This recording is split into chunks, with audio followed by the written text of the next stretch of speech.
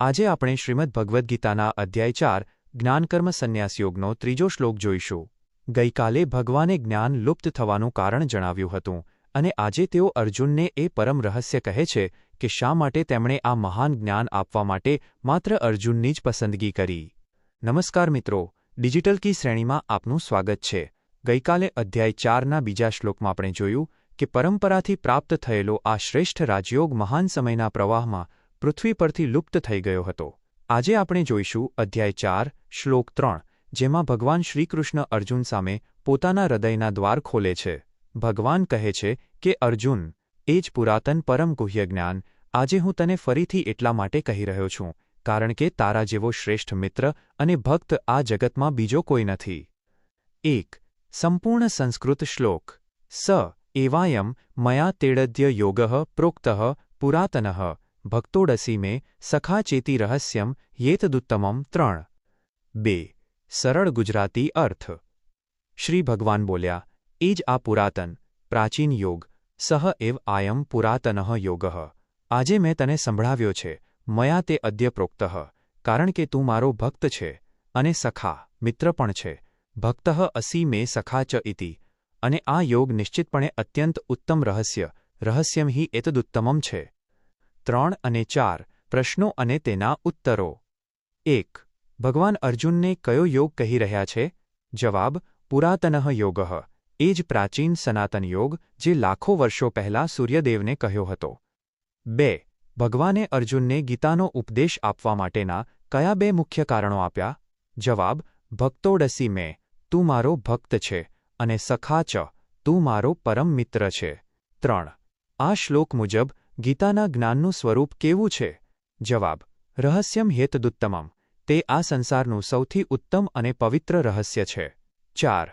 અદ્ય શબ્દનો અર્થ અહીં શું થાય? જવાબ: અદ્ય એટલે કે આજે અથવા આ વર્તમાન ક્ષણે. ગીતાને રહસ્ય કેમ કહેવામાં આવી છે? શું તે કોઈથી છુપાવેલી છે?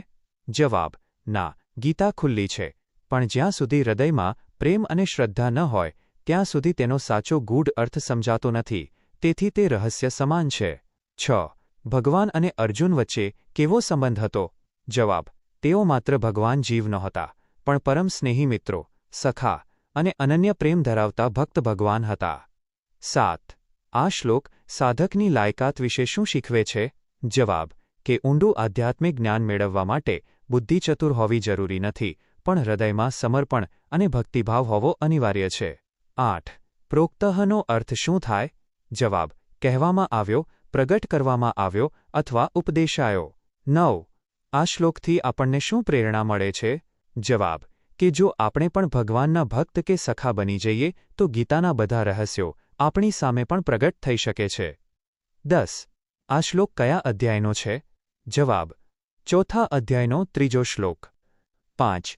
જીવનનો ઉદ્દેશ. સંબંધોમાં પાત્રતા અને ભરોસો. Building trust and eligibility in relations. ભગવાન અર્જુનને જ્ઞાન આપે છે કારણ કે અર્જુન લાયક છે, તે ભક્ત અને સખા છે. એક વ્યાવસાયિક, ડિજિટલ ક્રિએટર કે માર્ગદર્શક તરીકે આપણો જીવન ઉદ્દેશ એ હોવો જોઈએ કે આપણે એવા પાત્રતા બનીએ જેના પર સર્વોચ્ચ શક્તિ કે આપણા વડીલો ભરોસો મૂકી શકે. જ્યારે તમે અહંકાર છોડીને સમર્પણ કરો છો ત્યારે જ અદ્ભુત વિવેક અને શ્રેષ્ઠ તકો તમારા સુધી વહેતી થાય છે. 2. રહસ્યને સમજવાની સાચી દ્રષ્ટિ. Developing insight beyond intelligence. જગતમાં ઘણી વિદ્યાઓ અને ટેકનોલોજી એવી છે જે પુસ્તકો વાંચવાથી સમજાઈ જાય છે, પણ જીવન જીવવાની કળા એ ઉત્તમ રહસ્ય છે. તે માત્ર તર્ક લોજિકથી નથી સમજાતી, તેના માટે શુદ્ધ ભાવ, ઇમોશન અને ડિવોશન જોઈએ. આપણો મોટો ઉદ્દેશ આપણી બુદ્ધિની સાથે સાથે આપણા હૃદયને પણ એટલું શુદ્ધ અને સંવેદનશીલ બનાવવાનો છે કે આપણે જીવનના ગૂઢ સત્યોને અને ઈશ્વરની વ્યૂહરચનાને સહજતાથી સમજી શકીએ. 3. પ્રભુ સાથે સખાવત અને મૈત્રીભાવ. કલ્ટિવેટિંગ ફ્રેન્ડશિપ વિથ ધ ડિવાઇન. સૌથી સુંદર વાત એ છે કે ભગવાન આપણી સાથે માત્ર ડર કે પૂજાનો સંબંધ નથી ઈચ્છતા, તેઓ અર્જુનની જેમ આપણા સખા મિત્ર બનવા માંગે છે. જીવનનો સર્વોચ્ચ ઉદ્દેશ એ છે કે આપણે ઈશ્વરને કોઈ દૂર બેઠેલી શક્તિ ન માનીએ, પણ આપણા સુખ દુઃખ, આપણી મૂંઝવણો અને આપણા રોજિંદા કાર્યો તેમની સાથે શેર કરીએ. જ્યારે ભગવાન આપણા સાથી બને છે ત્યારે જીવનનો દરેક સંઘર્ષ એક રમત બની જાય છે. આ જ જીવનને ધન્ય બનાવવાની સાચી ડિજિટલ કી છે. નિષ્કર્ષ ટૂંકમાં 1. ભગવાને આ કરોડો વર્ષ જૂનો પુરાતન યોગ અર્જુનને ફરીથી એટલા માટે આપ્યો કારણ કે તે ભગવાનનો પરમ મિત્ર અને ભક્ત હતો. 2. ગીતાનું આ જ્ઞાન સંસારનું સૌથી શ્રેષ્ઠ અને પવિત્ર રહસ્ય છે જે અહંકારીને નહીં પણ શ્રદ્ધાવાનને જ સમજાય છે. 3. પરમાત્મા સાથે પ્રેમ અને ભક્તિનો સંબંધ બાંધીને આપણી ફરજો બજાવવી એ જ જીવનનો સાચો પંથ છે. આવતીકાલના શ્લોકની પૂર્વભૂમિકા. આવતીકાલે આપણે જોઈશું અધ્યાય 4 શ્લોક 4 અપરમ ભવતો જન્મ પરમ જન્મ વિવસ્વતઃ, જેમાં અર્જુનના મનમાં એક બહુ જ મોટો વ્યાવહારિક પ્રશ્ન ઊભો થશે કે હે કૃષ્ણ, તમારો જન્મ તો હમણાં થયો છે, જ્યારે સૂર્યદેવનો જન્મ તો સૃષ્ટિની શરૂઆતમાં અબજો વર્ષ પહેલાં થયો હતો. તો હું એ કેવી રીતે માની લઉં કે સૃષ્ટિની શરૂઆતમાં તમે જ સૂર્યદેવને આ જ્ઞાન આપ્યું હતું? અર્જુનની આ મનોરંજક મૂંઝવણ અને ભગવાનનો કૂટનીતિક ઉત્તર સમજવા માટે જોડાયેલા રહો. આવતીકાલે ફરી મળીશું રાત્રે 8 વાગ્યે. જય શ્રી કૃષ્ણ.